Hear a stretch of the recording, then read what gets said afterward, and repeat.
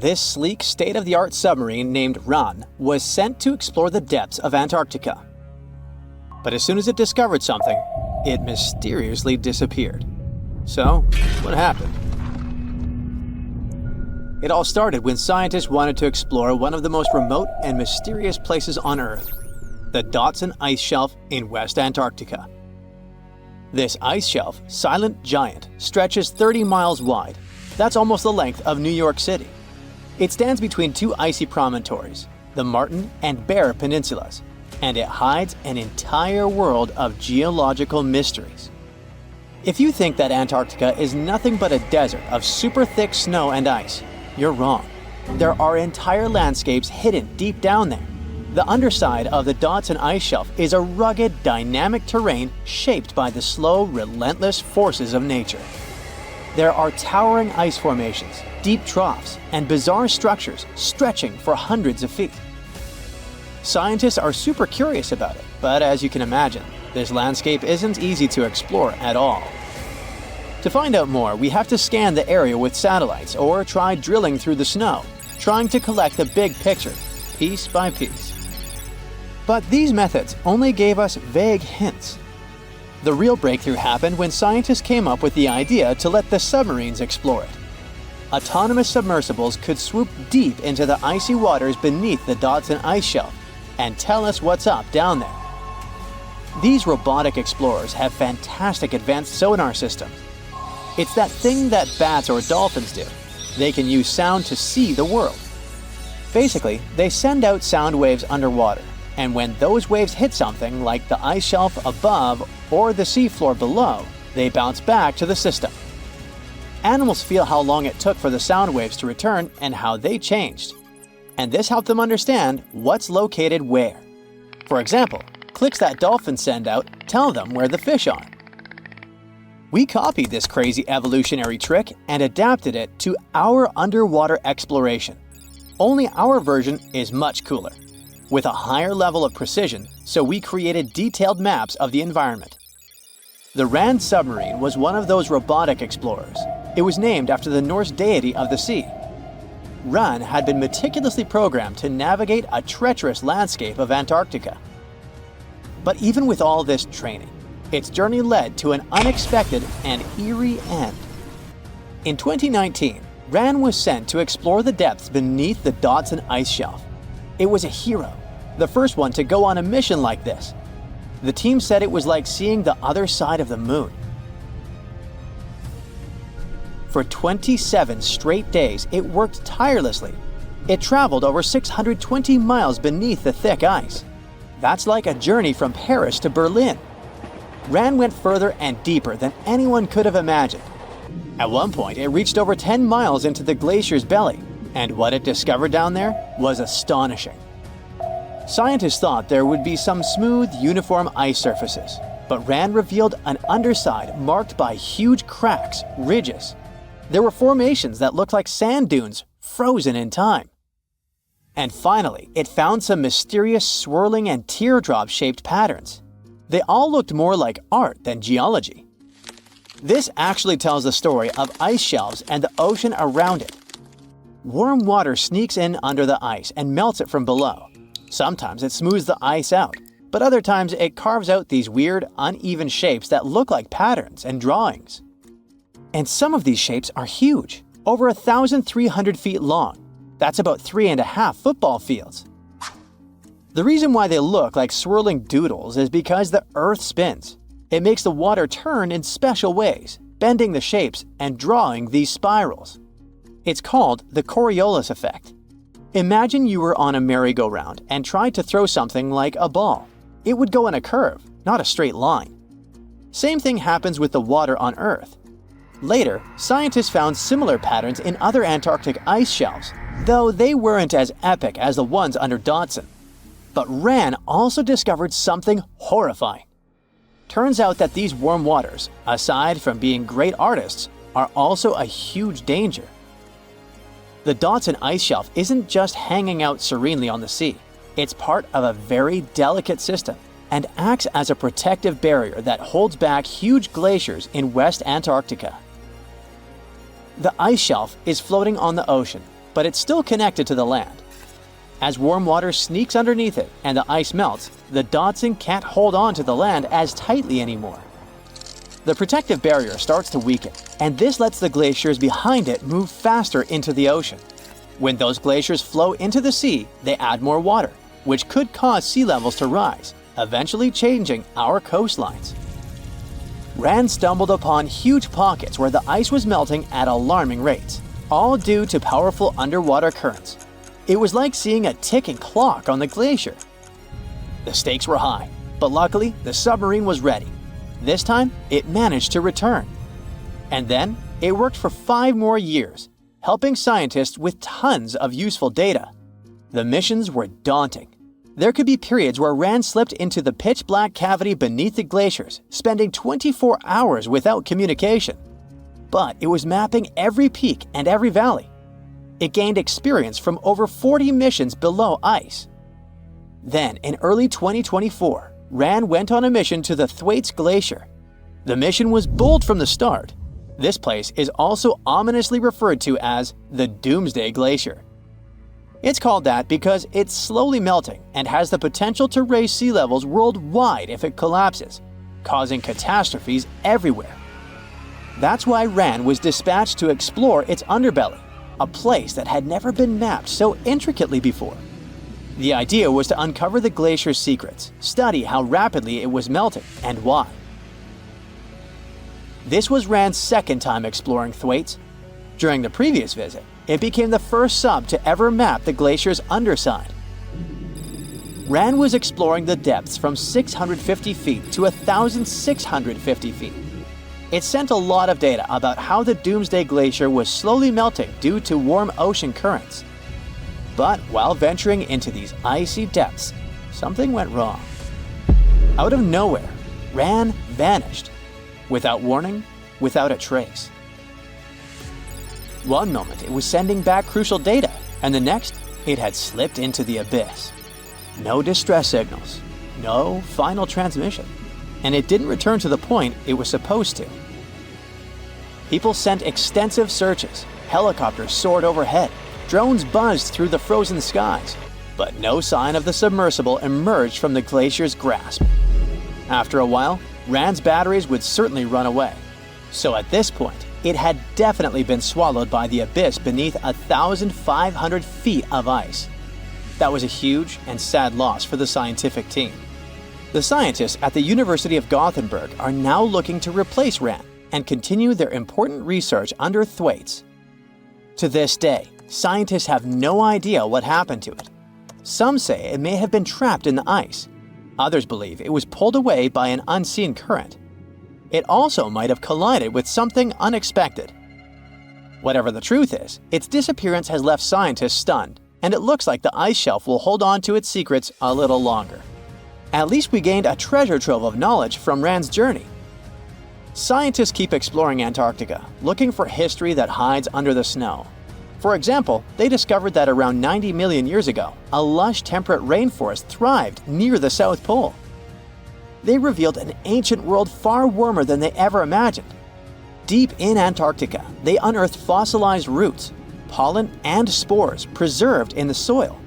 All this shows that there was a swampy rainforest that flourished despite months of polar darkness. All these discoveries changed our understanding of Earth's climate, both in the past and the future. Scientists discovered something Atlantis-like near Australia. There used to be an entire continent that's now underwater. Here's what happened to it.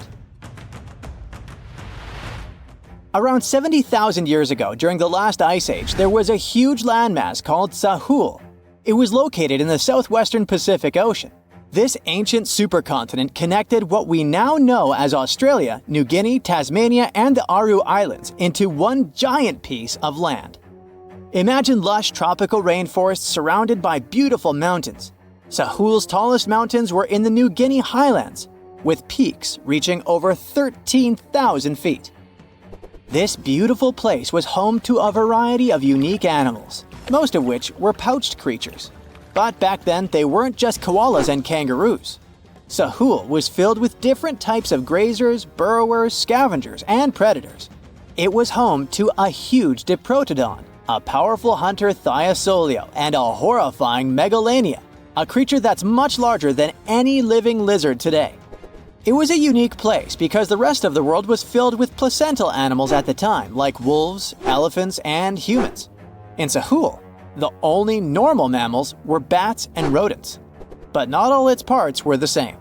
The Timor, Arafura, and Carpentaria regions were covered by hot savanna and dry forests. It looked kinda like modern Australia, hot air deserts with scrubland, steppe, and temperate forests along the eastern coast. Back then, people were migrating all across the world. They made an incredible journey from Southeast Asia to Sahul and first arrived here from 60 to 45,000 years ago.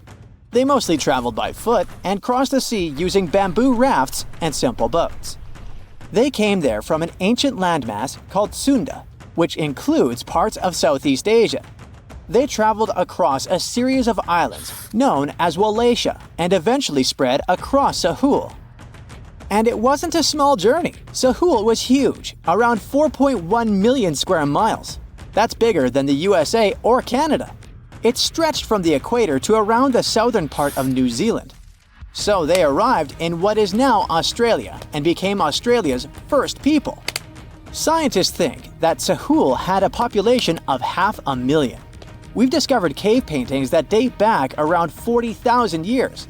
It's a hunting scene depicting an anoa, or miniature buffalo, facing figures of humans and animals. Researchers are trying to figure out how these early settlers moved across Sahul and where we might find archaeological evidence of their journey. To do this, they created a landscape evolution model. The simulation showed how Sahul changed between 75,000 and 35,000 years ago. It showed potential migration routes and archaeological sites. Humans likely traveled along coastlines and rivers. But how did Sahul get submerged off the coast of Australia, similar to the mythical Atlantis? During the last ice age, much of the Earth's water was locked up in large ice sheets and glaciers. The sea levels were much lower than they are today. After that, the global temperatures increased. The ice sheets melted and the sea levels rose, flooding the land bridges that once connected different parts of Sahul together. About 8,000 years ago, New Guinea separated from mainland Australia, and then, about 6,000 years ago, Tasmania did the same. We still can explore the underwater parts of Sahul thanks to new technology. Divers explore and collect samples directly from the ocean floor. Underwater drones can go to places that are too deep or dangerous for humans to explore. And with sonar mapping, scientists use sound waves to create maps of the ocean floor. It's like using an echo to see what's underwater. The sound waves bounce off the seabed and come back, helping us create a picture of what it looks like. Deep underwater, archaeologists have found stone tools and other artifacts. They also discovered fossils of animals like Diprotodon and Thylasolio. By studying the underwater terrain of Sahul, they learned about the ancient rivers, lakes, and coastlines that existed during the Ice Age. But Sahul isn't the only underwater continent. Sahul isn't the only hidden gem of Southeast Asia. Take Sundaland, a place made up of Sumatra, Java, Borneo, and some other islands. This place was crazy huge during the Ice Age, but now almost fully underwater. Almost, but not entirely. The parts above the ocean are teeming with life. If you like birds, check this place out. It has almost a fifth of the world's bird species.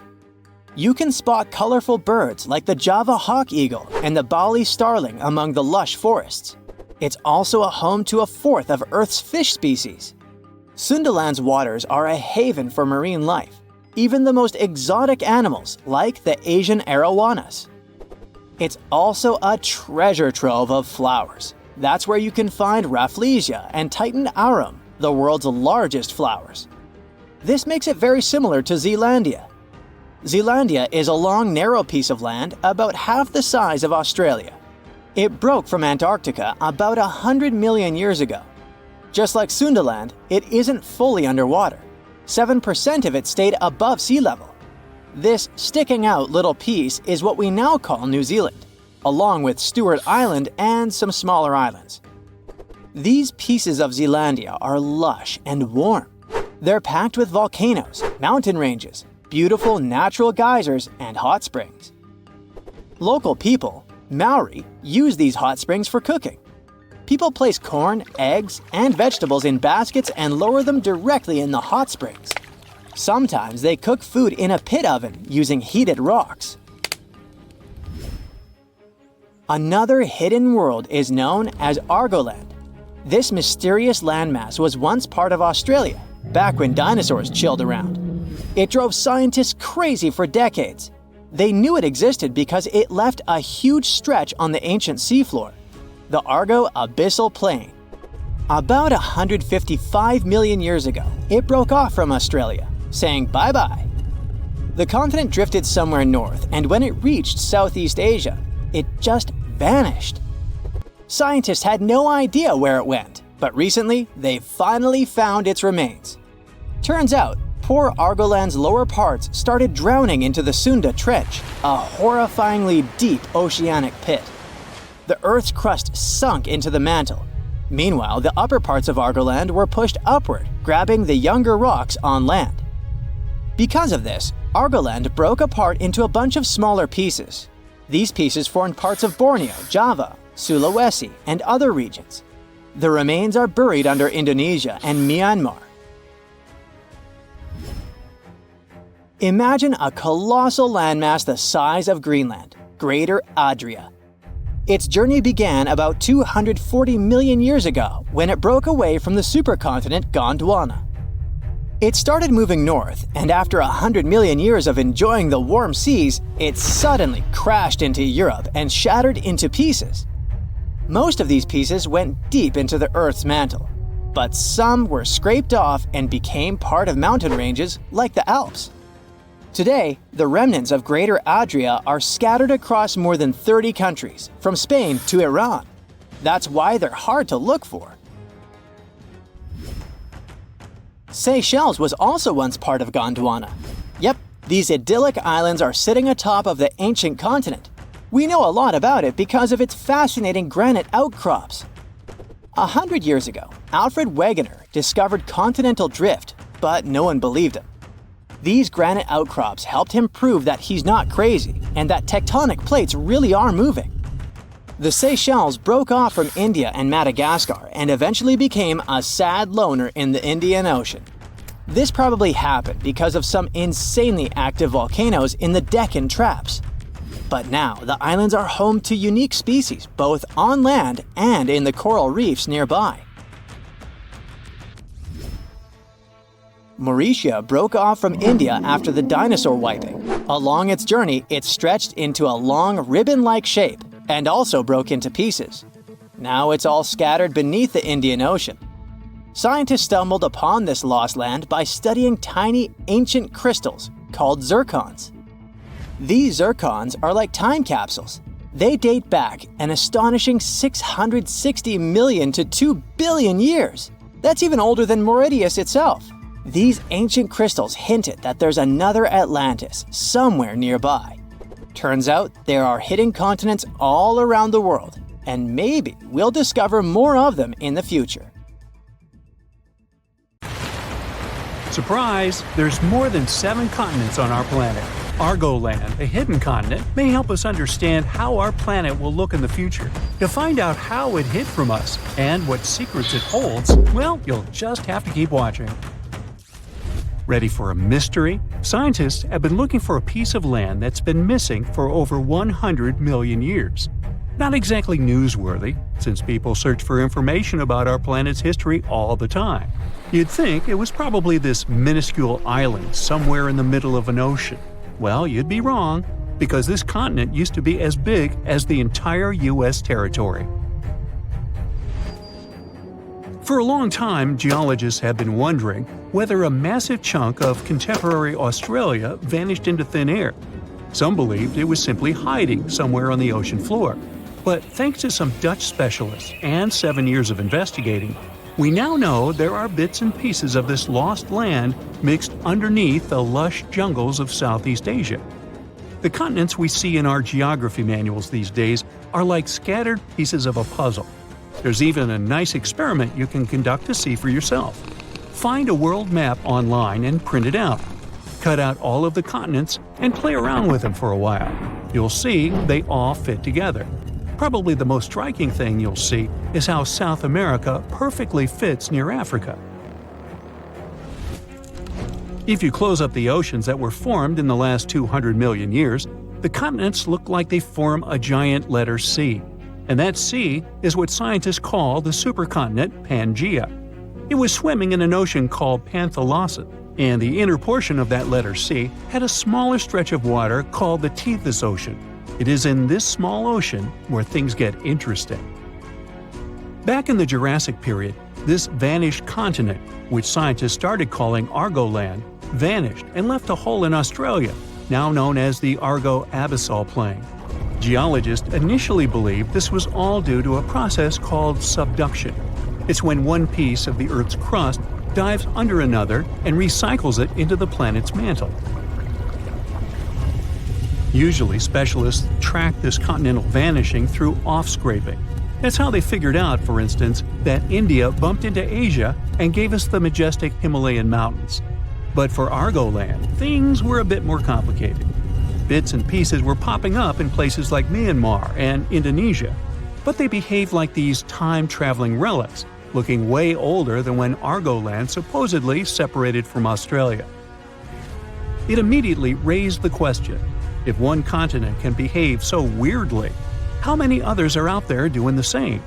Thankfully, scientists have now put together the entire timeline of Argoland and figured out its mystery. It didn't sink or get swallowed up. It simply transformed into an archipelago, breaking into smaller pieces, called microcontinents, and floating away from Australia. These mini-continents then took a little journey before settling down in Southeast Asian jungles. This discovery fits right into the whole Pangaea puzzle. It helps us better understand how continents break up and make up, all in one discovery, revealing secrets of biodiversity and climate back from in the day. If you'd like to find out more secrets about history, civilization, or random day-to-day objects, be sure to like this video and subscribe to the channel. Like, for instance, the mystery behind this invisible species line in Indonesia. It's called the Wallace Line, named after the British explorer Alfred Russel Wallace. Over 150 years ago, Wallace was on a journey around the Malay archipelago, visiting thousands of islands. What he found was that animals on one side of this invisible line were considerably different from ones on the other side. This invisible line is like a wall between marsupials and tigers, for instance, or honey eaters and trogons. But now we know that around 35 million years ago, Australia broke up with Antarctica and collided with Asia, and this continental love triangle triggered significant changes. It didn't just change the way the land looked, it also messed with the species of animals on each side of the Wallace Line.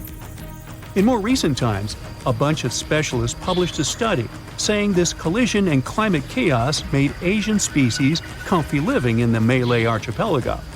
Meanwhile, the Aussie animals weren't as happy with the new environment. It was too hot and wet for some, and others just couldn't handle the tropical island lifestyle.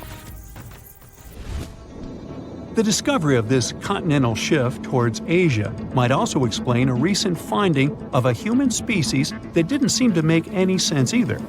You see, in this hidden cave in the Philippines, archaeologists stumbled upon a new human ancestor. It seems that about 50,000 years ago, on the island of Luzon, there was this ancient human-like species. The lead researcher believed this finding was crucial for understanding human evolution in Asia, and it named this new species after the island, Homo luzonensis. Now, here's where it gets a bit confusing. The bones found by archaeologists had one small problem. They had a weird mix of traits that hadn't been seen together in any other hominid species. Smaller teeth, similar to ours, yet hands and feet that were more like our ancient humanoid ancestors. It was those throwback limbs in particular that connected this human species with the long-lost Southern Territory. That's because they have this primitive look, like these hard-to-pronounce guys, for instance. Only these two species are separated by 2 to 3 million years of time in evolution. Many have wondered, is Homo luzonensis really a new species? Not everyone is convinced. But it may also explain why living creatures are also affected by the constant shifting of the land underneath us. Now, just because they haven't changed much during our lifetime, it doesn't mean our continents will look like this forever. They evolved from this large megacontinent, and they'll most likely end up in a similar position in the future. On that note, a geologist from a European university tried to predict the future of Earth's supercontinents. As a starting point, he used an earthquake that occurred in Portugal back in 1755, when tectonic plates behaved a bit differently than they should have. After years of research, he came up with a theory in 2016. He believed that the stitches between these tectonic plates might be coming apart, setting the stage for a bigger rupture. It's like when glass cracks between two holes in a car windshield. If this happens, a subduction zone could stretch from the Mediterranean all the way up past Ireland, bringing volcanoes, earthquakes, and new mountains to these areas. If all goes according to this plan, the Atlantic Ocean will disappear, and so will the Pacific, turning into one large stretch of water. Instead of the 7 continents we know today, we'll get a new supercontinent, which he called Arica, because it would have Australia and the Americas at its heart. Now, it's not the only possible scenario, though. Novo Pangea might be another, and it's easy to foresee. The Atlantic stays open and the Pacific closes. Then there's Amasia. For this one, you'd have to imagine the Arctic Ocean closing and the Atlantic and Pacific staying open. Everything shifts to the north around the North Pole, except Antarctica. One final scenario would be called Pangea Ultima. Slow down the spreading in the Atlantic, and a new subduction plate pops up on the America's east coast. Well, either way, if all the continents collide in the future once more, some say it won't be fun to experience. It's believed that in around 250 million years, we'll feel like we're being trapped in a sweltering, soggy plastic bag. Weirdly, that bag will be the best place to live on Earth, the coastal areas. As for the inland spots, they'll be sizzling, like a desert on fire. Many of the species of animals we know today might not make it.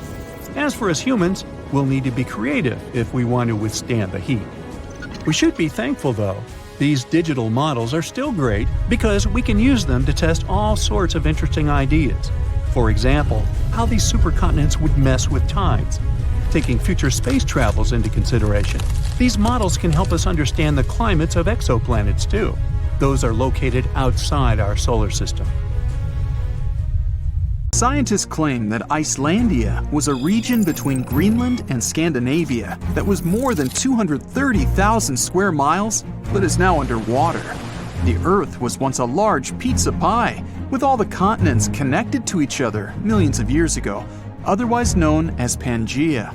The North Atlantic region we know today was dry land from about 335 million to 175 million years ago. For many years, scientists and geologists assumed that the North Atlantic Ocean was birthed as Pangea began to split apart roughly 200 million years ago. With volcanoes in the region where Iceland is, the country came to be just 60 million years ago as it broke off and sailed away from all the other lands. And since the Earth was like a large pizza pie, it divided like one. Many of the lands split up into many large and small pieces, creating the continents we know today. But this new theory suggests that the result of Pangea's splitting left out some land that stretched for around 200 miles. And just about 10 million years ago, that piece of land submerged in the waters on the eastern and western side, leaving the tip of the land, which is now Iceland. When plate tectonics move, they grind on each other, which gave shape to our current landscape, all thanks to the mantle. This new radical theory goes against everything written in history books and what scientists have been studying. They began shaking heads, drawing lots of skepticism and criticism. But by analyzing the ocean floor under Iceland and the Earth's crust, we can assume that this idea isn't far-fetched. The crust beneath Iceland happens to be a lot thicker than the typical ones. Oceanic crust is made up of unique melted rocks compared to the land crusts where we walk and live on, and is a lot more denser. The thinnest layer on Earth is the crust, where life takes place. It's essential for water, growing food, gathering natural resources and minerals, and breathing in oxygen. It sinks below to the bottom, but right above the Earth's mantle. It also refreshes itself, since it constantly gets recycled into the mantle and back up. This is why the rocks in the oceanic crust are around 25 miles thick, compared to just 5 miles anywhere else. This is also reasonable given that it's in a hotspot for volcanoes. Magnetic surveys of the ocean floor show layers of molten crust in stripe patterns. Also, given the fact that the Earth's magnetic field changed its polarity over millions of years, it played a role in shaping the foundation of our landscape. But there isn't any concrete evidence to prove this new theory just yet. One of the first steps is to start digging the ocean floor near Iceland. Zircon is a very sturdy mineral that can last for billions of years despite erosion in the Earth's crust. By taking samples and studying them, researchers can estimate the geological age of the continents. This will make sure the crust is oceanic, which is thicker, or continental, which is the regular crust we walk on. This isn't an overnight project and would come with a hefty cost. Another way is to do seismic surveys that can measure echoes conducted on research ships. Drilling holes miles deep in the crust can also help with the research, but this would cost more than studying the zircon minerals. Some fossilized plants unique to both Scandinavia and Greenland might prove that Icelandia was once on the surface and possibly scattered with trees. It wasn't a cold land as it is today, so it may have had forests. But scientists still haven't found fossil evidence of animals common in both lands to suggest anything. But maybe time will tell. The theory goes deeper, which suggests that there was a greater Icelandia. With Iceland, Ireland, Britain, Scandinavia, and Greenland all in one microcontinent, it could be a destination of winter enthusiasts and great for skiing. It could be possible to connect Canada to Greater Icelandia by train over the ocean, which would open up the economy even more. Iceland is around 40,000 square miles, which is already quite big. And if the Greater Icelandia was present today, then Europe would be a completely different continent. Many theories are circulating about other possible hidden microcontinents around the world. Scientists aren't certain of the possibility of Icelandia's existence, but if all the studies conducted were done correctly, then the theory could change everything we know about Iceland and the North Atlantic Ocean. And this could pave the way for other sunken microcontinents around the world. Another theory out there is that New Zealand was the tip of a lost subcontinent, even bigger than Icelandia, called Zealandia. Studies show that it's separated from the supercontinent Gondwana between 79 to 83 million years ago. Scientists claim that it's the thinnest and youngest continent discovered underwater. Craton is a core rock that acts as the main foundation for most continents. It's at least 1 billion years old, but the continental crust that makes up Zealandia is just half of that, which makes it quite young. That means some craton is missing, even though it holds some leftovers of older rocks and parts of the mantle. They're estimated to be as old as 2.7 billion years old. Scientists did some studies on the zircon crystals from New Zealand and found out that they're as old as 1.3 billion years old. The rest of the continents are more than 3 billion years old.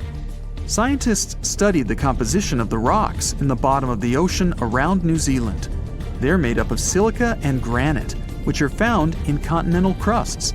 The ocean floors mainly have magnesium and iron-rich rocks. They're also thicker and higher than regular ocean crusts around it. They conducted some studies and collected magnetic and topographic data to see the link between the Tasman and Coral Seas in the Cato Trough region. This is the narrow strip between Zealandia and Australia. Satellite data tracked tiny faults in the Earth's gravity to map out the crust of the ocean floor surrounding the area. They saw the mass that makes up Zealandia quite visible and almost the size of Australia. Even though the signs are there, this doesn't prove anything. It's possible that there are a bunch of microcontinents which all split apart when Australia broke free of Gondwana. Back then, the supercontinent was made up of South America, Antarctica, Australia, Zealandia, Arabia, and the Indian subcontinent. New Zealand is already not the biggest country out there, but if the theories are correct, then Zealandia will be 6 times its original size. Mauritius is a young island that's only a few million years old. Just 1,200 miles off the coast of Africa, it's believed that the tiny island came to life around 9 million years ago. The underwater volcanoes in the region spewed out so much lava that it formed the land today. But scientists found zircon rocks that are more than 3 billion years old. It may also be part of a continent submerged underwater called Mauritia, which is just a quarter of the size of Madagascar. The zircons they found were embedded in solid rocks and not just in the sand, which may rule out that they just washed up on shore from another continent. Some scientists are still not convinced. They suggest that discovering rocks that stand out from the other typical ones brought by an eruption could skew the scientific community to this theory. But just like how Icelandia could be part of Greater Icelandia, Mauritia was once called Rodinia, which consisted of India and Madagascar. Theories suggest that Mauritia was covered in water when India broke away from Madagascar, something like 85 million years ago. You're down in one of those polar seas where the Brinacle, eerily called the Finger of Death, is born. It's a strange, almost otherworldly place, the deep ocean, where light barely reaches. Everything down there seems to have adapted to survive in darkness and intense cold. But even those truly hardy creatures aren't ready for what a Brinacle can do. When that briny, super-cooled water starts dripping down, a ghost story begins. The formation of these brinicles is a fascinating process, like an underwater science experiment happening in real time. We know that when seawater freezes, it doesn't freeze like fresh water. Because of all the salt in it, it has to push out impurities to form the pure ice that floats at the top. This means the salty water, or brine, ends up trapped in channels and pockets within the ice. When it sees the light of day for the first time, a brinacle resembles a pipe of ice reaching down from the underside of a layer of sea ice.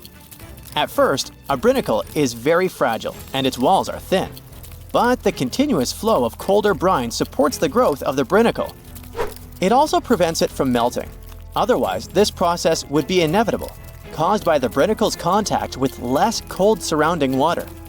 As the ice accumulates and the walls become thicker, the brinacle becomes more stable. Over time, the brine trapped inside gets squeezed out through tiny cracks, dripping down in this cold, heavy plume. Once that cold brine starts flowing downward, it begins freezing the seawater around it into a sheath of ice. That's why, instead of melting as it hits the water below, it forms this icy casing that protects it, helping it grow longer and stronger. The brinacle keeps moving forward inch by inch, and this crazy downward spiral is almost unstoppable. And when it touches down on the seafloor, that's when the trouble begins for anything living nearby. Imagine being one of those creatures on the seafloor, maybe a sea star or an unsuspecting urchin just trying to make it through the day. And all of a sudden, you see this icy tentacle nearing you. It isn't just some cold water coming down. It's basically a net of ice moving down and spreading out. There's no escape, no way to predict its coming, and no chance for survival. It's a slow-motion natural disaster in action.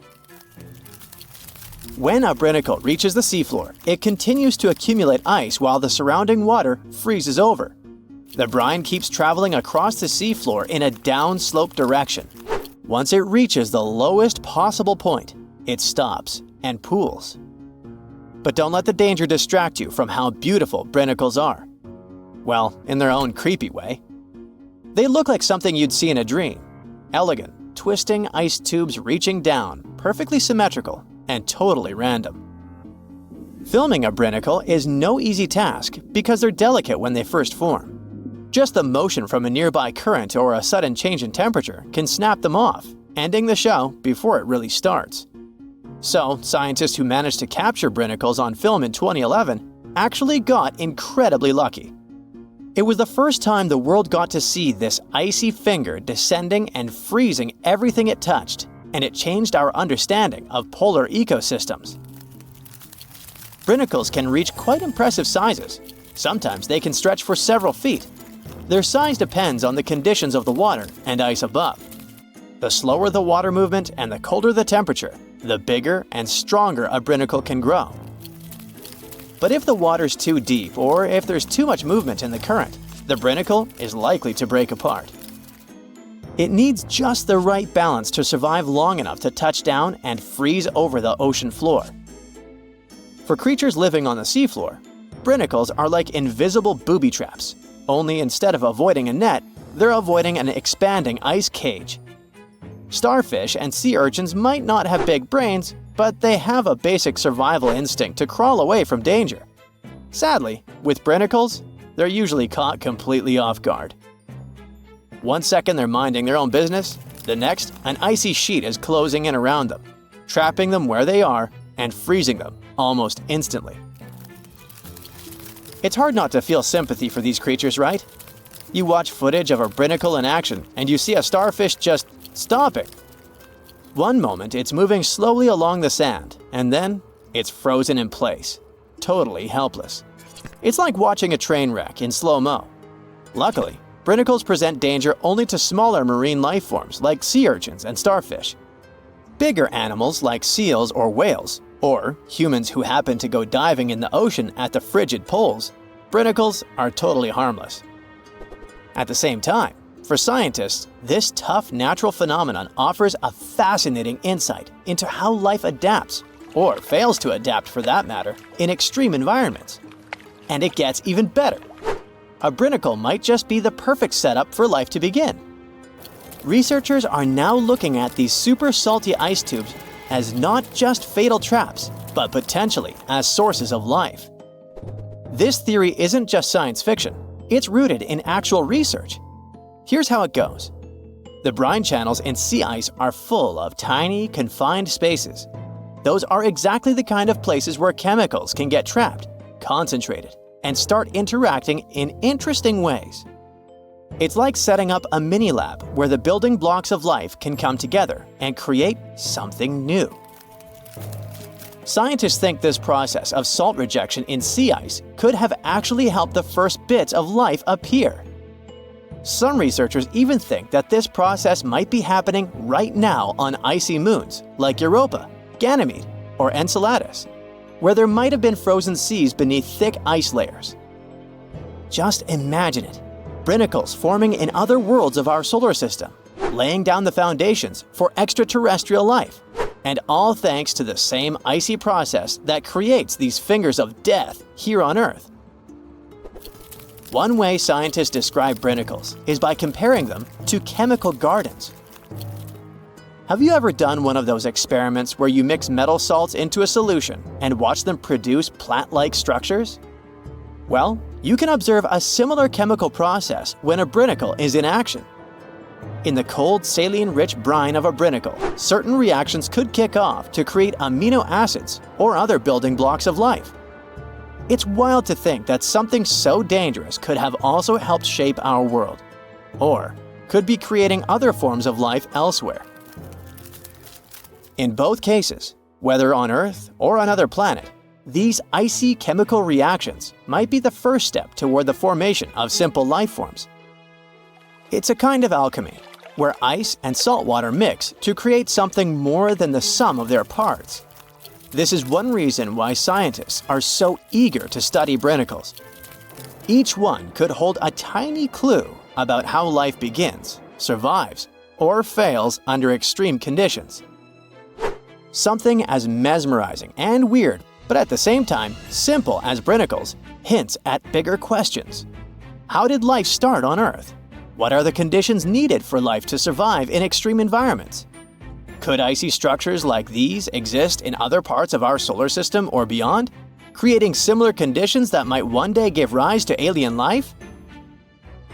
As much as they look like a silent threat reaching out from the ice, brinicles are also reminders of how beautifully complex and interconnected our world is. They may seem like simple fingers of ice, but they hold secrets that touch on everything from ecology to chemistry to the origins of life itself. So next time you hear about the ocean, remember that deep below in the darkest, coldest waters, something incredible and a little bit terrifying is happening right at this moment. Now, at first glance, it seems like we're on a giant raft called a continent that's just floating around on some molten lava until it hits another continent. Okay, let's make a quick stop at high school science class. Our home planet is like a cake with different layers of ingredients stacked up on top of each other. The Earth's core, mantle, and crust. Hey, where's the frosting? The cake batter on top represents the crust of the Earth, made up of 3 types of tasty rock: igneous, sedimentary, and, say it with me, metamorphic. These rocks are formed in different ways, such as from solidified lava or from the deposits of particles and minerals. The crust is what we stand on, a home to our continents, oceans, and everything we see around us. Then you have the mantle, not the baseball player, the layer that lies right below the crust. Many people think that the mantle is just lava, but it's not quite like that. Just like how you mix different ingredients in the cake batter, the mantle is made up of different types of rocks that are constantly moving and shifting. And finally, we get to the sweetest part of the cake, the center, or in the case of Earth, the core. It has 2 parts, the outer and inner core. The outer core is made of molten rocks and metals that are incredibly hot, even hotter than the surface of the sun. The inner core is solid, even though temperatures there are crazy. It doesn't turn into liquid because the pressure down there is amazingly strong. When you see all this, you can easily think that below us there are endless miles of lava and hot rocks. So, how come tectonic plates move at all? The continents don't float on a sea of molten rock. The oceanic and continental crusts really sit on a mantle. Sure, there's a layer of liquid rock in our planet, the outer core, around 1,800 miles below the surface, but it's separated from the surface by the mantle that's thick and solid. So, the Earth's tectonic plates move around because they're on a thick layer of solid rock, the upper mantle. Basically, this rock is under incredible pressure and heat, which makes it flow in slow motion over time. Think of it like honey or syrup that you pour over your cake layers. As you move the cake around, the honey or syrup will also move and flow. Similarly, the upper mantle can flow and drag the parts above it along, just way slower than honey. And the rock is both breakable and flexible. It can crack and break like a cookie, now I'm getting hungry, but it can also stretch and bend like a piece of taffy. When the plates get caught on each other, they can't move anymore. But when they break free, they start drifting again, like puzzle pieces shifting around until they find their perfect fit. Extremely high temperatures and pressure are the reason this flow happens. It's like a big pot of soup on the stove. As the soup heats up, it starts to move around, carrying heat from one spot to another. Is it lunchtime? And speaking of lava, it's not just molten rocks that travel all the way up from the outer core to volcanoes. When tectonic plates come together and one slides underneath the other, they create a lot of heat and pressure while grinding against each other. It's like rubbing your hands together fast and they start to get hot, or when you start a fire with rocks. And as the melted rock, or magma, rises to the surface, it can create volcanoes. Now, long ago, the Earth's land was not divided into continents as it is today. Instead, there was one giant landmass known as Pangaea, meaning all Earth in Greek. Whoa! Imagine being stuck in the middle of this giant ocean. So, over time, this supercontinent slowly broke apart. Its parts drifted away from each other and formed the separate lands we call continents. This idea first popped out in the 16th century when one cartographer realized the coastlines of Africa, America, and Europe appear like they could fit together like puzzle pieces. Later, researchers realized the rock composition of their coastlines was similar, which means they used to be part of one giant mass, and they call that the theory of continental drift. At first, people were pretty skeptical about that idea because they didn't know how such massive lands could move around. Now, we'd all be able to explain that part, right? So, the Earth's crust is divided into a couple of large plates and many smaller ones. All of them are still moving, even though it's in slow motion. We can't sense it, and we won't see any particular changes during our lifetime. It's a process that lasts hundreds of millions of years. As the plates move, they interact with one another in fascinating ways.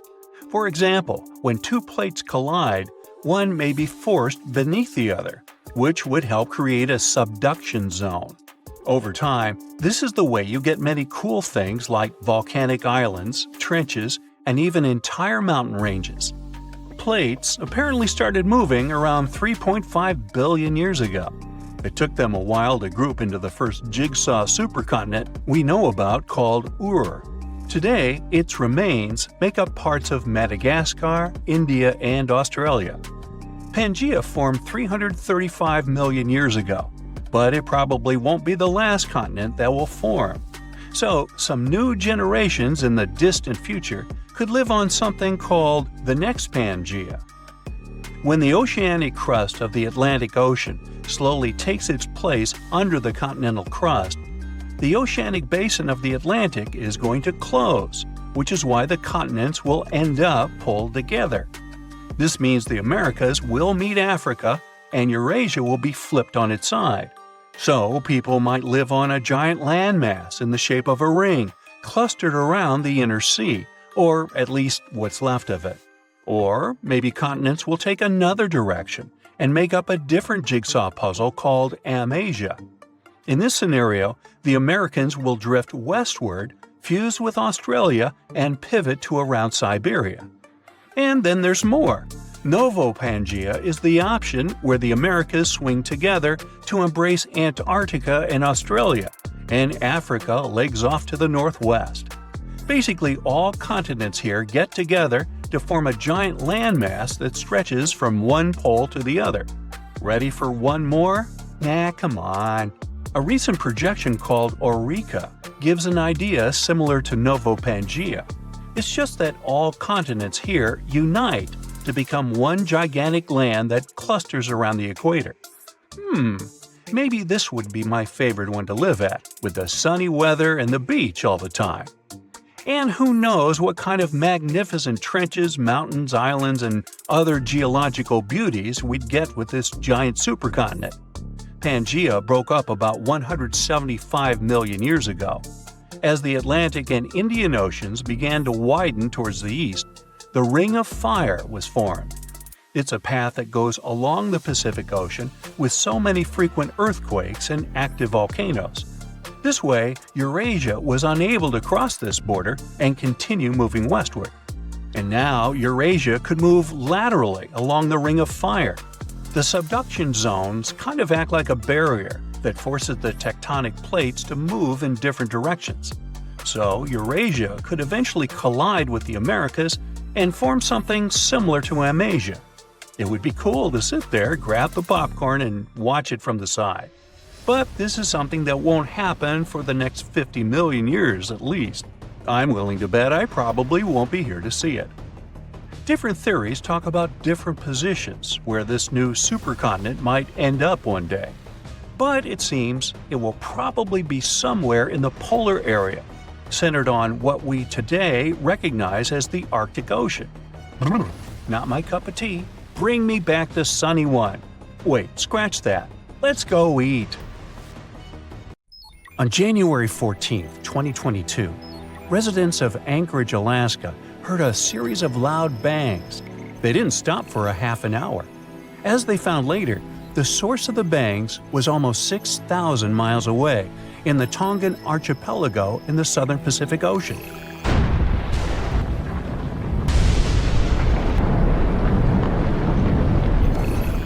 The Hunga Tonga underwater volcano abruptly woke up from its sound sleep. It last erupted at the end of December 2021 after several years of inactivity. Hunga Tonga sent a large plume of ash into the stratosphere that was seen in the capital city of Tonga, 43 miles away from the volcano. In the following days, it was emitting steam and gas to the height of 7 miles. Plus, it was letting out ash that accumulated next to it and even made the island on which it was standing increase in size. Then it went back to sleep, and the officials even announced it was dormant. But just a couple of weeks later, it woke up again with a crazy force. It sent ash clouds 12 miles into the atmosphere. It blocked the sun in some places and rained down from the sky. The sound waves from the eruption traveled around the planet several times. People in Fiji heard a sound that reminded them of thunder. Some booms even reached Canada. Shockwaves went around the Earth 4 times in Japan and Utah, and at least twice in Massachusetts. The eruption caused tens of thousands of lightning flashes. It also triggered a mega tsunami hundreds of feet high. It caused damage to buildings and infrastructure, such as underwater cables. The extreme waves traveled all the way to the California coast, and there was an unusually high tide along the Pacific coast of Canada. Scientists studied seismic data to understand what caused such a massive eruption. Their research model showed that there was a big blast, likely because gas got trapped in rocks, like how a pressure cooker works when it's overcooked. This blast released a huge amount of energy, as much as 5 of the biggest underground nuclear tests. It all happened under a shallow part of the sea, where gas-filled rock was trapped.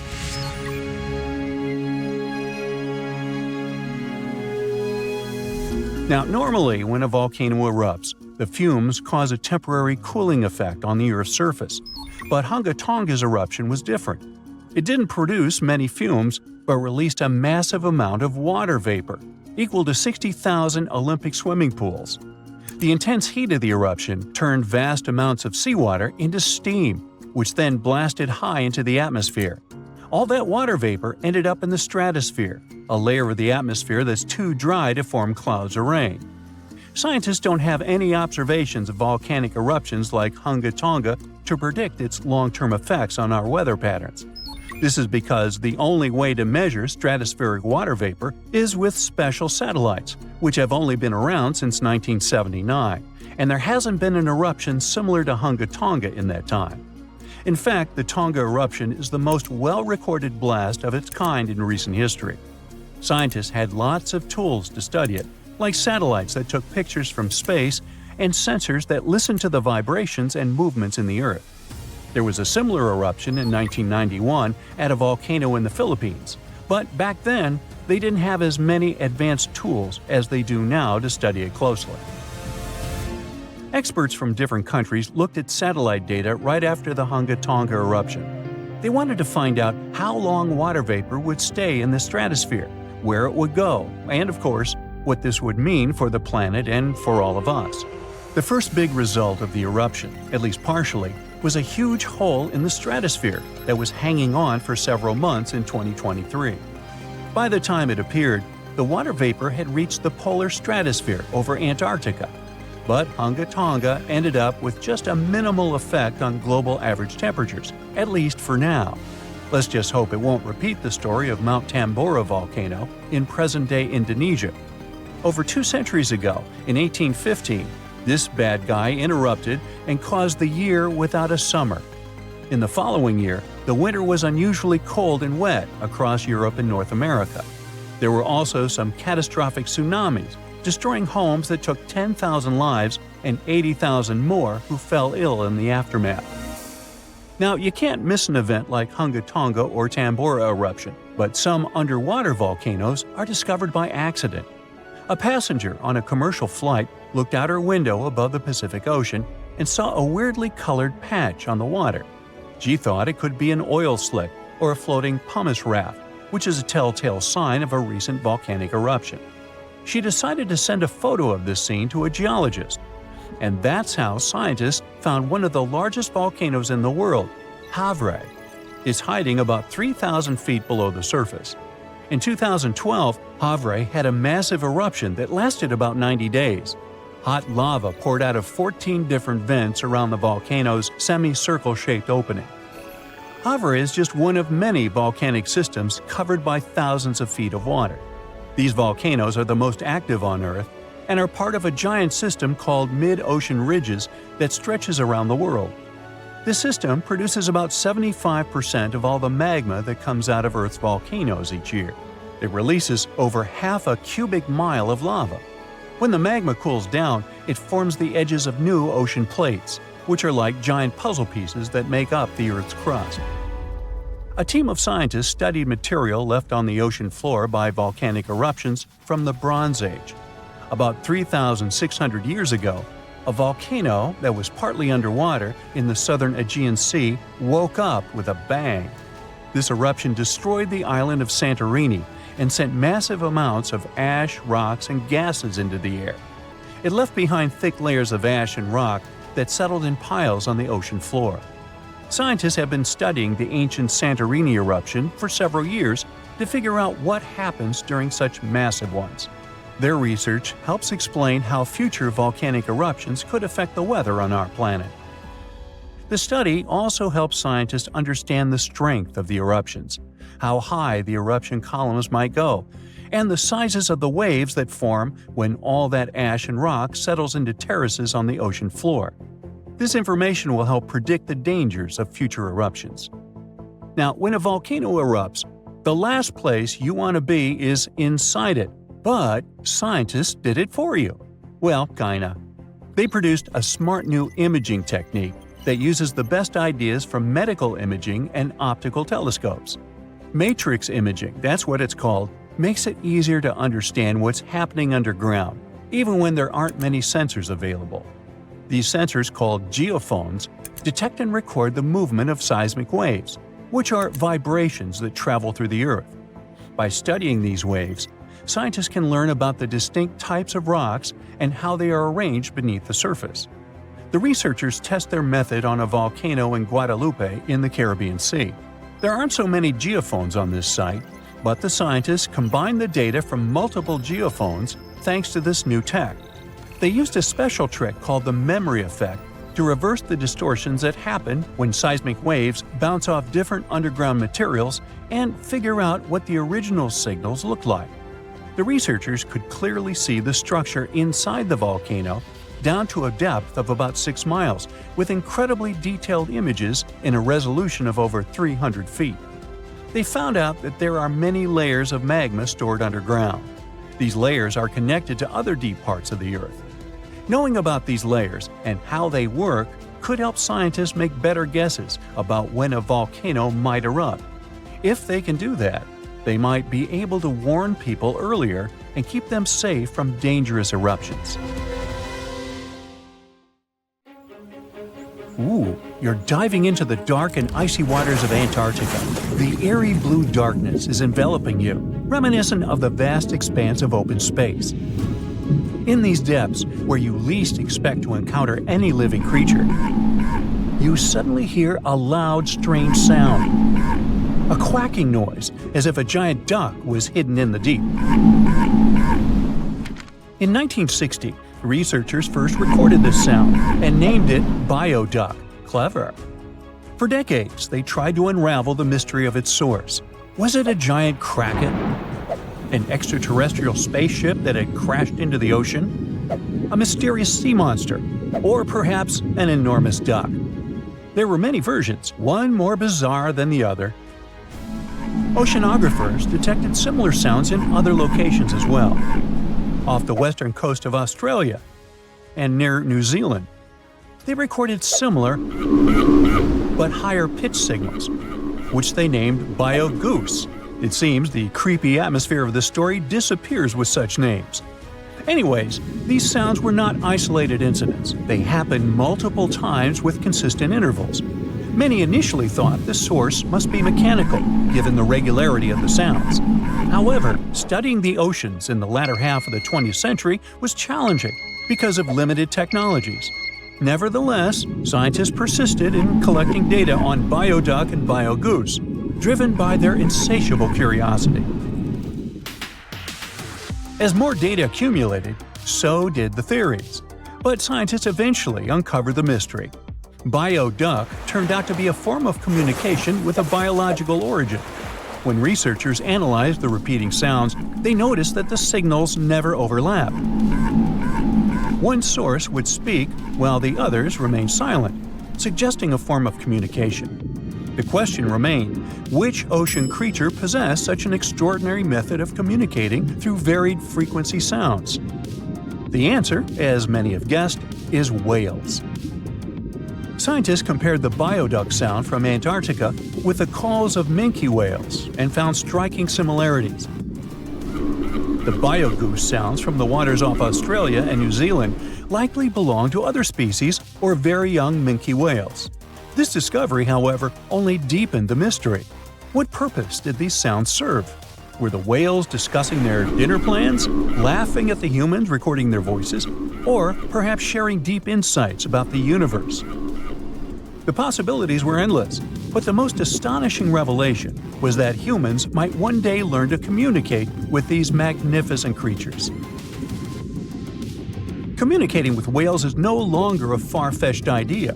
Scientists from the University of California have already established contact with a humpback whale named Twain. In a groundbreaking experiment, researchers conducted a 20-minute conversation with the marine mammal. Here's how they did it. The specialists went on a marine expedition to the coast of Alaska, where they recorded the sounds of a group of humpback whales. Then they played these sounds through speakers, sending the signals back into the ocean. The recorded sounds resembled a greeting, like, "Hey, what's up?" but in the whale language. These greetings are used by whales to call each other or indicate their location. Now, soon after sending the signals, the researchers received a response. Twain approached the boat, circled it, and replied with a "hey" of its own. This marked the beginning of the first ever human-whale conversation. For 20 minutes, the scientists sent 36 signals to Twain, and each time the whale responded. Moreover, it waited for time intervals before answering.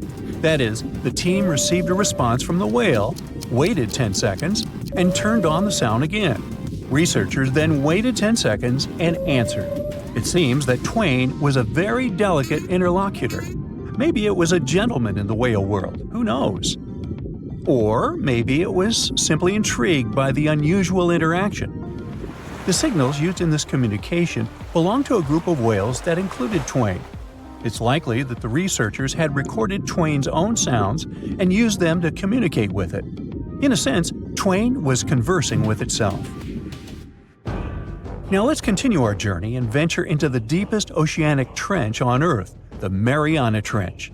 A quick reminder, the Mariana Trench is a colossal chasm in the ocean floor, stretching over 1,500 miles south of Japan and reaching a depth of nearly 36,000 feet at its deepest point. To put that into perspective, the height of the Burj Khalifa, the world's tallest building, is like 1/10 of the Mariana Trench's depth. Now imagine this. In this deep, dark abyss, scientists recorded a strange sound.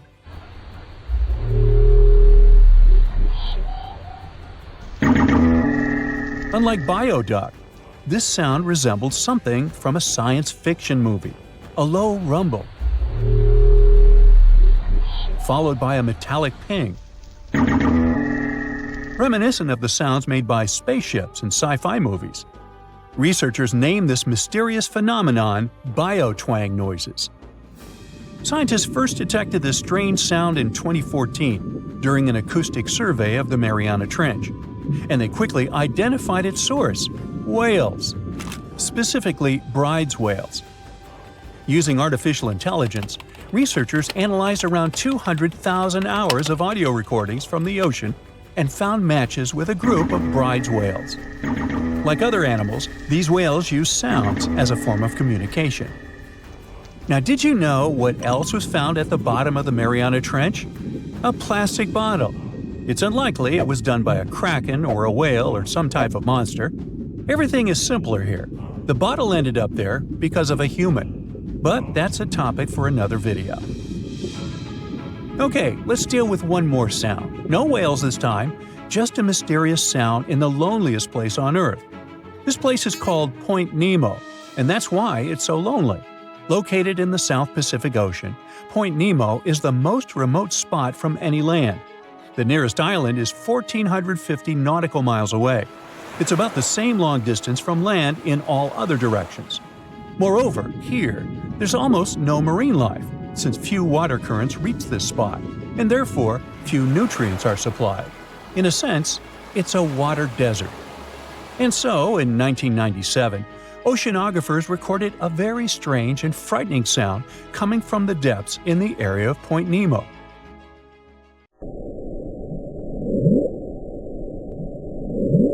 It was something gigantic and scary. People called it the bloop. As soon as journalists found out about this phenomenon, people around the world began to invent the most fantastic versions.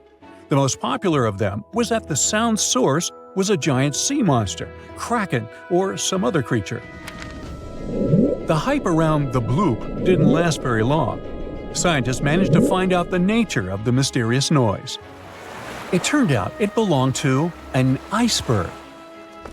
When they crack and collapse, they create powerful ultra-low frequency sounds that can be heard from a very long distance. To confirm this version, scientists recorded the sounds of other icebergs and heard something similar to the bloop. Oh, by the way, Point Nemo is so lonely that space agencies drop out-of-service satellites here. Space objects just fall in the water. There's a 99% chance that no animal or human will be harmed by falling debris in this lonely place.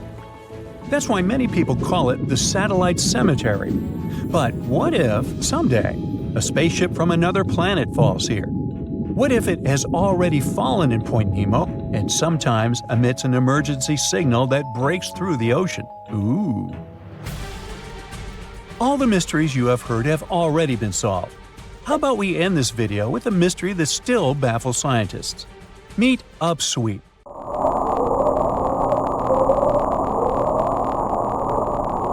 One of the most mysterious sounds ever recorded in the ocean. It's not just noise, it's a series of short ascending tones repeated at intervals of several seconds. It was first discovered in 1991 using hydrophones installed in the Pacific Ocean. At first, oceanographers suggested that upsweep could be associated with volcanic activity or underwater earthquakes. But the seasonal nature of the sound and its intensity change depending on the time of year, which rules out these versions. People began to consider hypotheses related to the biological life of the ocean. They studied the migration routes of marine animals and their behavior at different times of the year. However, despite all efforts, the sound source has not been identified. Some studies suggest that upsweep may be associated with certain species of fish or other marine animals that make sounds for communication or navigation, but no one has been able to prove it. This invisible line divides the world into two parts, and most animals, fish, and birds, for some reason, can't cross it. The line is called the Wallace Line, and it runs between Australia and Asia. It has its name after Alfred Russel Wallace, a British scientist and explorer who discovered it in 1859.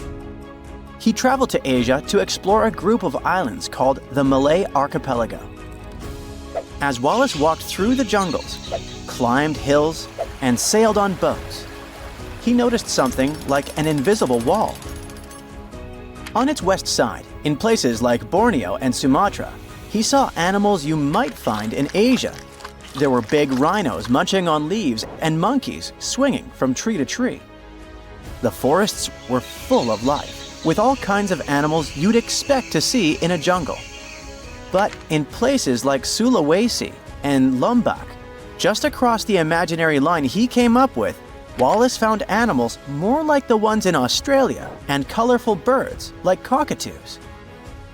The behaviors of animals differ on different sides of the Wallace line.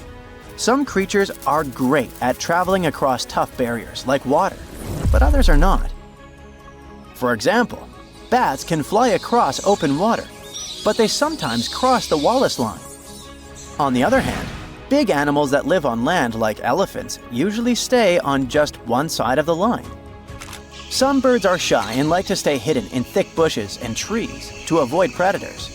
They wouldn't feel safe flying over wide stretches of water with no place to hide. Plants don't stick to the Wallace line as strictly as animals do, because they spread in their own unique ways, like with seeds carried by the wind, water, or animals. One plant genus, the eucalyptus, mostly stays on the Australian side, but one eucalyptus tree has made its way to the Philippines on the Asian side.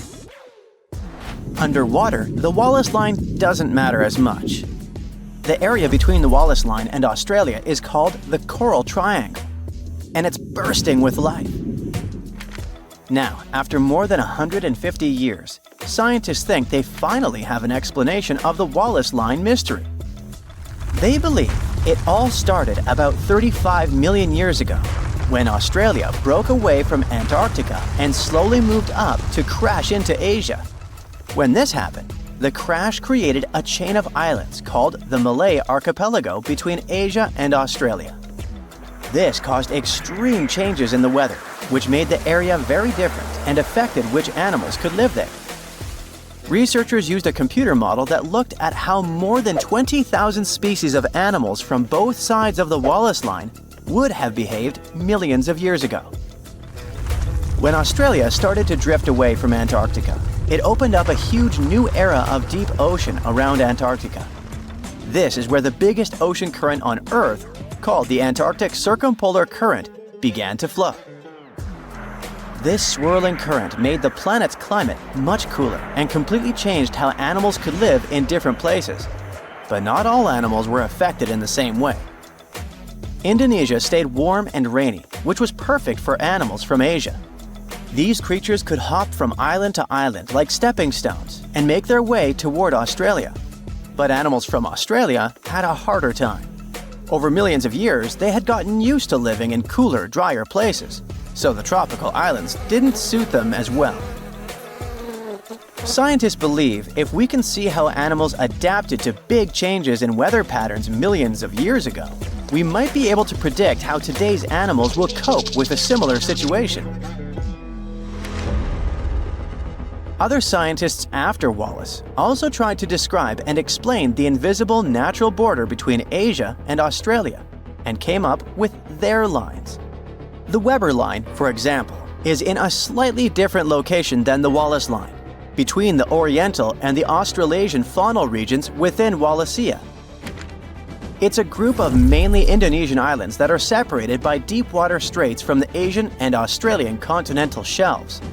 They were never connected to the big continents by land, so animals that could swim, fly, or float across the water made it to these islands.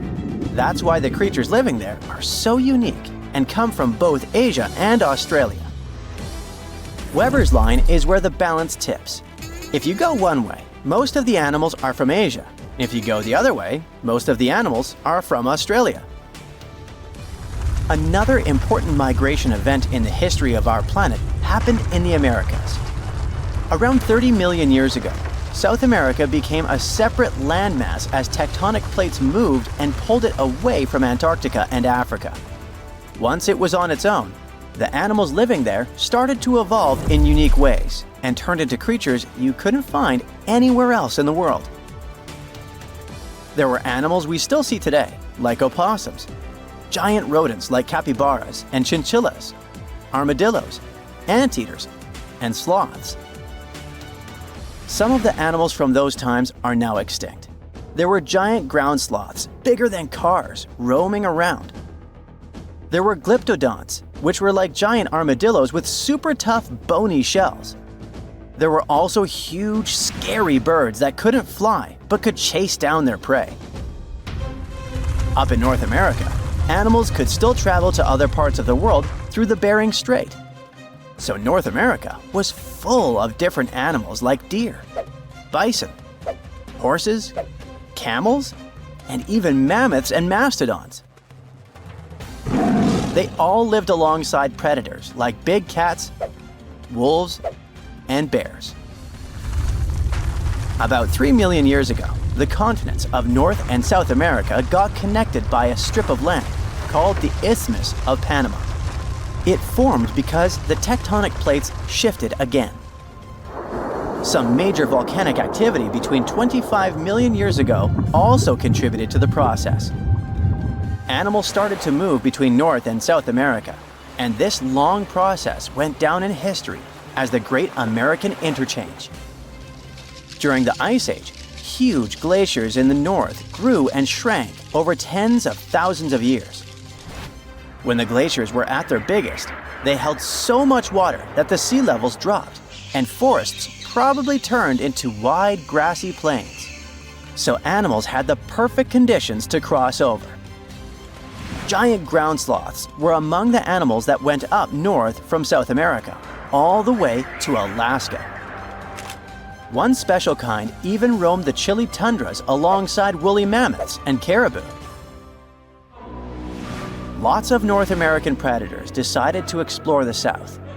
There were cats like cougars, jaguars, and saber-toothed tigers with their giant teeth. Wolves, foxes, otters, raccoons, and bears also joined the migration. The short-faced bear could stand up to 13 feet tall and weigh as much as a small car.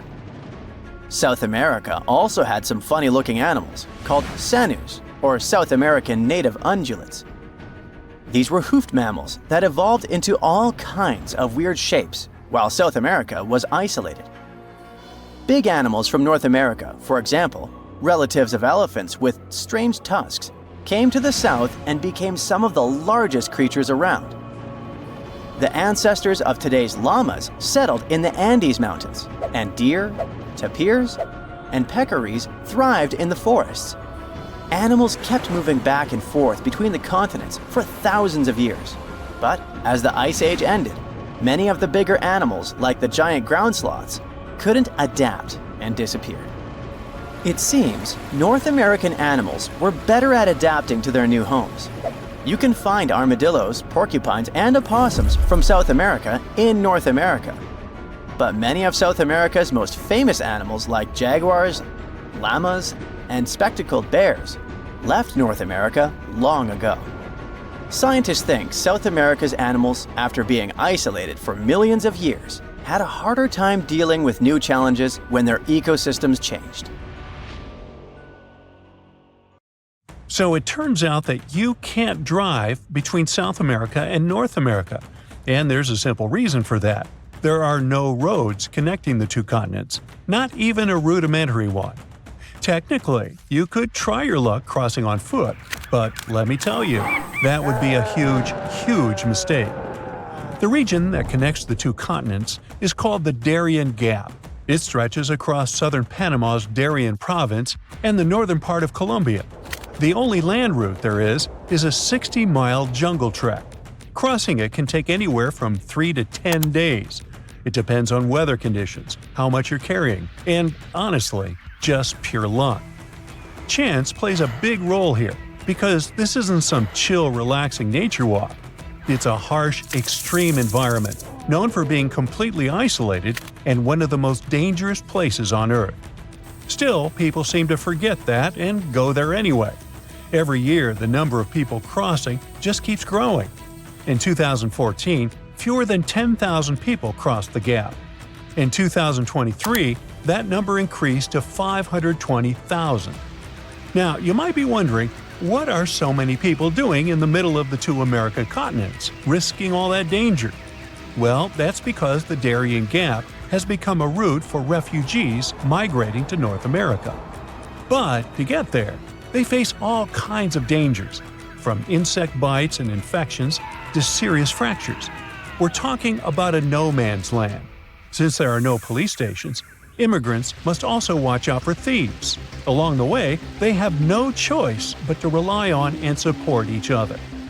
Most people start the crossing with at least a tent or tarp, rain boots, water, and some food. But these things get heavy fast, and people normally can't carry enough supplies for the entire journey. At some point, people start drinking river water to avoid dehydration. But the water's full of bacteria and dirt, so it causes intestinal issues. And if things get serious, there's no medical help there.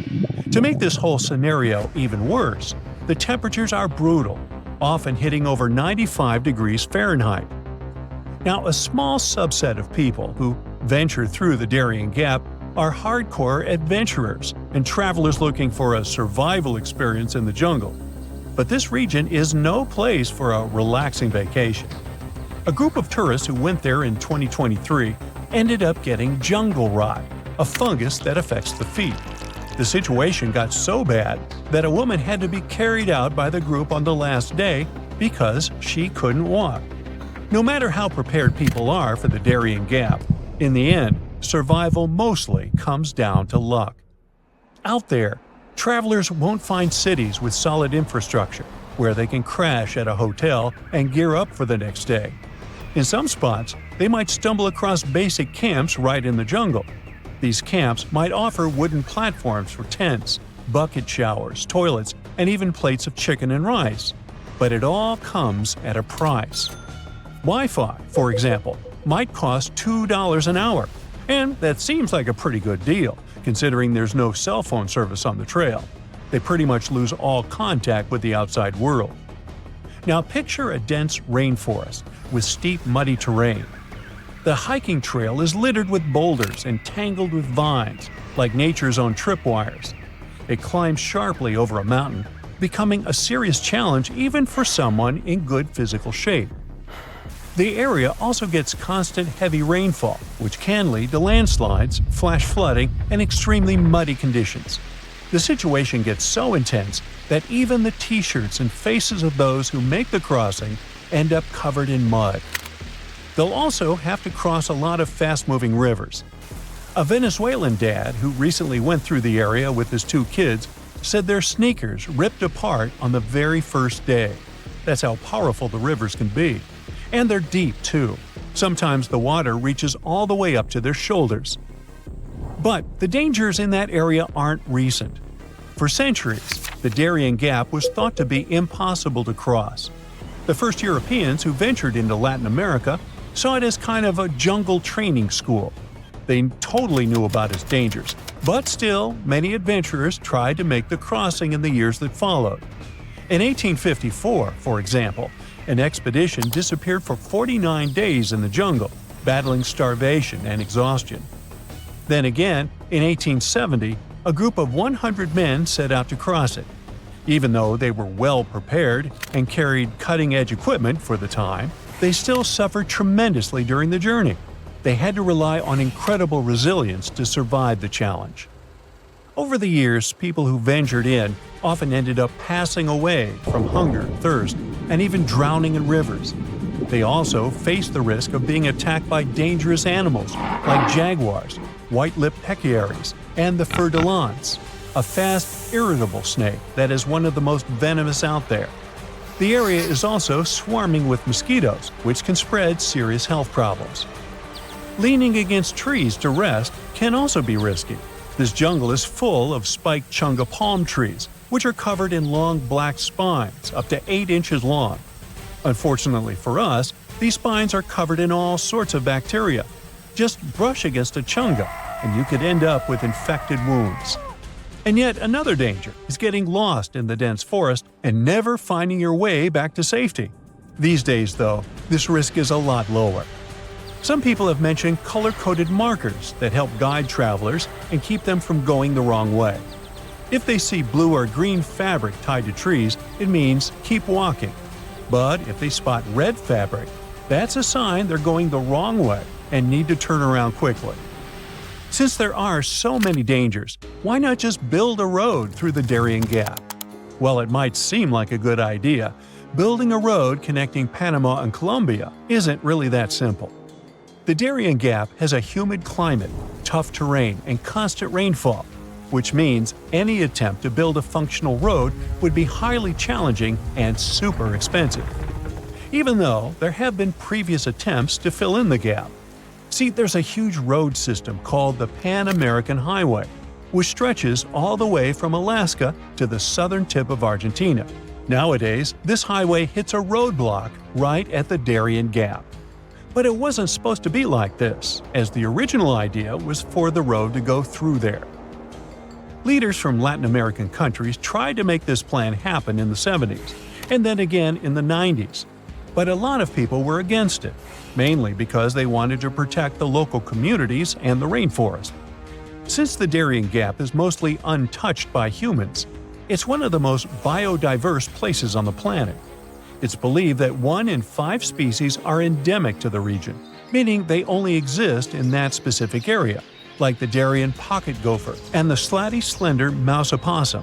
A road would have really damaged the ecosystem in the area, so the plans were scrapped. Eventually, an alternative was created to travel by sea. At least 2 companies started a ferry service connecting the 2 countries. However, the business wasn't profitable, and they ended up shutting down. Not long ago, Panama decided to close the Darien Gap route. Now they're sealed off with barbed wire fencing. It might just be a matter of time before other routes are created. But if you are an adventurer looking to visit South America, it's probably not best to wait for that. Traveling by plane to Colombia will always be a much safer option. The world's largest fence spans over 3,100 miles from Queensland to South Australia. If stretched out, it could easily connect London to New York. And if you'd walk next to it, you'd need 6 months to complete the journey. It wasn't built to safeguard the Australian border. Why would it, since Aussies are just surrounded by water? It wasn't meant to protect some important building either. Its purpose is to keep some animal species away from each other. It was back in the late 1800s when Australians started building parts of this fence. They wanted to create a barrier separating the lively, bustling part of the country where cities like Melbourne and Sydney thrive from the harsh, dry outback. They used wooden posts dug deep into the ground, linked up with wire mesh standing about 6 feet tall. Some parts of the fence even have a second electrically charged layer. To make sure this fence did its job, they added some red and white lights to help guard things even at night. A team of over 20 people work full-time to keep things in check here. And every year, local authorities chip in around $750,000 to keep the construction in shape. Why all this trouble? The main reason was dingoes. These gingery, wolf-like creatures are Australia's largest carnivore mammals, and they're also apex predators. They were causing a lot of trouble to local farmers, especially in southern Queensland, where they often go after sheep. For the most part, the fence has been doing its job okay, but it's not foolproof. Some dingoes still manage to sneak through. Other times, wild camels end up crashing into it. That's because Australia has quite a massive camel population roaming around. But this man-made solution did more than locals expected. They thought there would just be fewer dingoes within the fence, but fewer dingoes mean more kangaroos. And more kangaroos mean more competition with the sheep for food. It's not just the bigger species feeling the squeeze. The smaller animals and the greenery also went through changes. With all this competition in a smaller space, locals noticed less diversity in the plant life and small animals. The soil became less nutritious over time, affecting plant growth. Plus, the fence acts as a roadblock for animal migration and seed dispersal. Even the sand dunes are feeling the effects, with less grass cover to hold things together. When scientists looked at kangaroos on both sides of the fence, they noticed that the young pups inside were lighter and tinier on average. The outsiders had bigger feet and heads for their age, and it wasn't because they were eating a different diet. The kangaroos that were stuck sharing the land with dingoes had to bulk up faster to survive. On the flip side, those inside the fence took it slower because they weren't under the same type of pressure. These had to compete with a lot of other creatures for food, so a bigger size wasn't a priority anymore. Researchers are still not sure if this difference is a quick fix or a long-term gene adaptation. What about domesticating dingoes? Wouldn't that help? Many think dingoes were once pets in Australia, but it's not known for sure. These days, they're pretty wild, just like wolves, hyenas, or coyotes. Most of them don't need packs to survive and are solitary hunters with sharp instincts built in. So taming them isn't going to be easy. Still, taking down the construction is not an option for now. Australians are so strict when it comes to making sure dingoes are kept away that they even put laws in place for people who mess up with the fence. Leaving a crossing gate open can put people behind bars for up to 3 months. Damaging the fence can cost people 6 months' worth of their freedom. It wasn't the first time Australians thought a fence could help with animal issues. Before they needed it for dingoes, they experienced a serious bunny invasion. Cute as they are, rabbits were damaging the land used for farming, so locals thought of a 3-part fence. The first one stretched all the way from Ravensthorpe in the south to Pardue Station on the Pilbara coast. It was over 1,100 miles long, making it the longest unbroken fence globally at the time. All these bunny problems could have been traced back to a man named Thomas Austin. Back in 1859, when he first came to the land down under, he thought it would be a good idea to release a few rabbits into the wild, thinking it would add a bit of charm to the place. But since rabbits aren't native to Australia, they didn't have any natural predators at the time. They're also pretty adaptive creatures, needing just some grass for feeding. They reproduce at astonishing speeds too. A mama rabbit can have 4 litters a year, with as many as 5 bunnies each. Pretty soon, their numbers boomed. By the late 1880s, the bunnies had caused so much damage that local authorities came up with a proposal. They'd offer the equivalent of almost $2 million today to anyone who could come up with a solution to this long-eared problem. Nobody claimed the prize, but a commission did gather a bit over a decade later and came up with the fence idea. Maintaining those fences was complicated. They had inspectors keeping an eye, with each one responsible for a stretch about 500 miles long. There were also these boundary riders patrolling smaller sections, using bikes at first, then switching to camels or using camels to haul buggies. They even tried using cars at one point, but they couldn't handle the rough terrain and constantly had punctured tires. In terms of its effectiveness, well, by 1902, rabbits were already hanging out on the wrong side of the fence. That's why, 4 years later, they put up another one. It worked for a while, so much so that the local authorities didn't bother helping out farmers past that second fence with rabbit netting loans. Those caught between the 2 fences, however, still had a rough time dealing with rabbit trouble. Soon enough, rabbits spread even over fence number 2, and it was clear the solution didn't work. In some areas, even while the fences were being built, those sneaky bunnies found their way past them. To this day, the rabbit population still sometimes puts the Australian officials through rough times. The dingo fence may be the longest one, but it's not the weirdest. The aquarium fence in Turkey might take that prize. This 164-foot aquarium fence was built to make sure the expensive villa's ocean view would be visible from every one of its levels. These days, it gathers a lot of tourists from all over the world, eager to see the variety of fish it contains, and even the octopuses.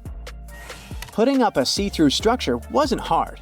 The real challenge was connecting the aqua fence to the Aegean Sea through a buried pipeline stretching across 13,000 feet of land. This ensures water constantly flows, keeping the aquarium clean and the fish happy. To make sure no one damages the delicate fence or steals any of the fish or 2, the owner also invested in security. He installed a network of 17 cameras equipped with facial recognition. Visitors are free to look and take pictures, but step too close and you're likely to trigger alarms. Another one of those weird fences is New Zealand's bra fence. If you ever find yourself through central Otago, you might stumble upon a fence adorned with bras of all kinds of shapes, sizes, and patterns. Its story takes us back to 1999, when people in the area found 4 bras mysteriously hanging on the fence near Cardrona Valley Road. Some were a bit surprised, but then others started adding their bras to the decor. Some more bras appeared and it became a must-see spot for tourists. Its popularity was so high that at times it caused traffic problems in the area.